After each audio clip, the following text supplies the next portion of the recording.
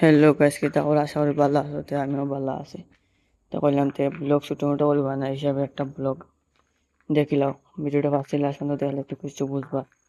তো আমরা মতলব আজকে সিলিং হইতো এখানে প্লাস্টার করতে কইলাম বারাগুলো বান্ধা শেষ 12টা বাজে গেছে।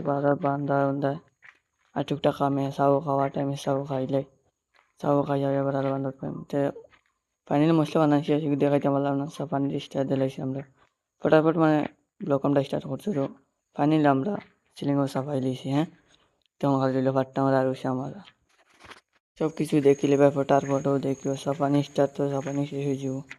ফাইনালি আমিও তো তখন তো ছবি দেখাই ফাইনালি সাফানিও শেষ হয়ে গেছে।